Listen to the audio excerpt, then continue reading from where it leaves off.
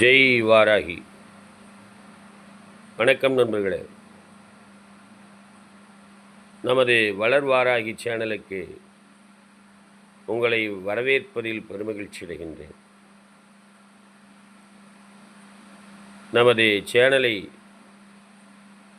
Subscribe பண்ணாதவங்க subscribe பண்ணிக்கங்க, like பண்ணுங்கள், ஷேர் பண்ணுங்கள். ஆன்மீகம், ஜோதிடம், வாராகியின் பற்றி பல அற்புதமான செய்திகளை இங்கே பதிகின்றேன். இந்த பதிவில் திருஷ்டி தோஷம் பற்றி நமக்கு என்ன பாதிப்புகள் ஏற்படும் என்பதை அனுபவ ரீதியாகவே உங்களுக்கு திருஷ்டி தோஷம் என்ன பண்ணுங்கிறது உங்களுக்கு தெரியும். பொதுவாகவே திருஷ்டி தோஷத்தில் பல வகையாக உண்டு. கண் திருஷ்டி, ஓமல் திருஷ்டி, பரதிஷ்டி, துரதிஷ்டி, பிராமண திருஷ்டி, பஞ்சவ திருஷ்டி, நீச்சக திருஷ்டி, விருச்சக திருஷ்டி, சர்ப்ப திருஷ்டி, இப்படி எல்லாம் பலவிதமான திருஷ்டி தோஷங்கள் உண்டு. இதில் நமக்கு வேண்டப்பட்டவர்களாக இருந்தாலும் கூட வேண்டாதவர்களாக இருந்தாலும் கூட நம்மை சந்திக்கின்ற போதும் அல்லது நம்மளது தொழிற்ஸ்தாபனத்திற்கோ வியாபார ஸ்தலத்துக்கோ அல்லது வீட்டிற்கோ வரும்போதுமே நம்மளுடைய வாழ்வியத்தை பார்த்து சில நிமிடங்கள் பொறுமுவார்கள். அவங்களுடைய வாழ்வியத்திற்கும் நாம் வாழ்கின்ற வாழ்வியத்திற்கும் ஒப்பிட்டு பார்த்து சில நிமிடங்கள் பொறுமுவார்கள். அப்படி அந்த பொறுமை போராமை என்று சொல்லக்கூடிய ஒரு அமைப்பு, அது சில நிமிடங்கள்லேயே அது தன்னுடைய நிறத்தை மாற்றிக்கொள்ளும். போராமை குணம் என்று சொல்லக்கூடிய அந்த குணம் திருஷ்டி தோஷமாக மாறி அவங்க வந்துட்டு போனாங்க. அதன் பிறகு தொழிலில் ஒன்றும் சரியில்லை, ஒரு சுணக்கம், வேலையாட்கள் சரியாக வரதில்லை, அல்லது எந்த ஒரு தொழிலும் நாம் கணக்கு போட்ட மாதிரி நடக்காது, வருமானமாகப்பட்டது, பணம் வருவாய் எல்லாம் ஸ்தம்பிச்சு நல்ல விதமாக போயிட்டு இருந்தது. அப்படியே இதுவரைக்கும் இல்லைன்னு சொன்னவங்க கூட இப்போ தரமாட்டேன்னு சொல்லக்கூடிய ஒரு அமைப்பு.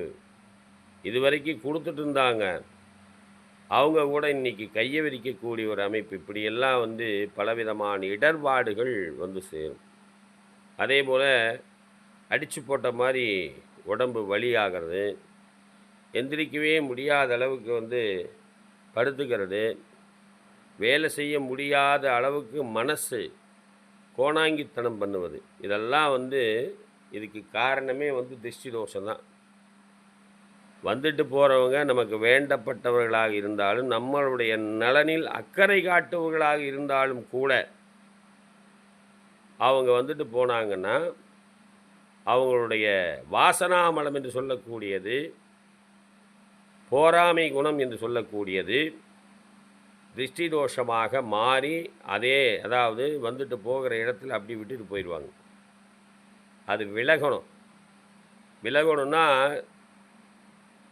கணபதி ஹோமம், மற்றபடி சுதர்சன ஹோமம் வாரமோ அல்லது இந்த மாதிரி பாதிப்புகள் ஏற்படுகிற போதோ அடிக்கடி செய்ய முடியாது. செலவுகள் நிறையா இருக்குது. மிக எளிமையான பரிகாரம் என்ன அப்படின்னு சொன்னோம்னா,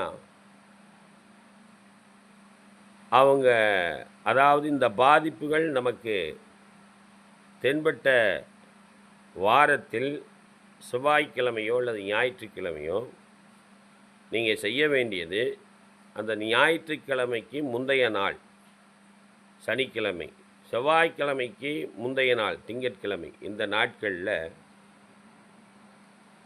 பூஜைக்கு வைக்கக்கூடிய கலசம் அதுபோல் அல்லது சொம்பு அல்லது பித்தளை சொம்பு, சில்வர் சொம்பு ஆகாது, அதில் ஏலக்காய் பொடியாக கிடைச்சாலும் சரி அல்லது நீங்கள் வாங்கி பொடி செய்து கொண்டாலும் சரி, ஏலக்காய் பொடி, வசம்பு பொடி, கிராம்பு பொடி, ஜவ்வாது, பச்சை கற்பூரம். இவை அனைத்தையுமே வந்து அந்த கலசத்தில் தண்ணி நிரப்பி அதில் இதைய போடணும். அதில் பன்னீர், கோமியம், எலுமிச்சம்பழம், வெட்டிவேர் அதே அந்த கலசத்தில் அந்த குடத்தில் போட்டு இரவில், அதாவது திங்கட்கிழமை இரவில் அல்லது சனிக்கிழமை இரவில் போட்டு வைக்கணும். மீண்டும் சொல்கிறேன், ஏலக்காய், வசம்பு பொடி, கிராம்பு பொடி, ஜவ்வாது, பச்சை கற்பூரம், பன்னீர், கோமியம், எலுமிச்சம், வெட்டிவேர் அந்த கலசத்தில் போட வேண்டியது. இதைய முந்தைய நாள் போட்டு ஒரு தேங்காய் வச்சு வச்சிடலாம், அல்லது வெள்ளை துணி மடு கட்டி வச்சிடலாம். அதைய மறுநாள் செவ்வாய்க்கிழமை அல்லது ஞாயிற்றுக்கிழமை மாலை வேளைகளில் இதை வந்து வீடு முழுக்க தெளிக்கணும். தெளிச்சுட்டு மெயின் கேட்டில் வாசலில் வந்து ஒரு எலுமிச்சம்பழம் நறுக்கி சேப்பு தடவி வைக்கணும். அதே போல் வீட்டு உள்ள ரூமில் வந்து ஒரு சேப்பு அதாவது வந்து எலுமிச்சம்பழத்தை நறுக்கி சேப்பு தடவி வைக்கணும். ஒரு எலுமிச்சம்பழத்தை 4ஆக கிழித்து அதில் வந்து கொஞ்சம் குங்குமத்தை போட்டு அதை 4 பக்கம் வந்து வீசிடணும்.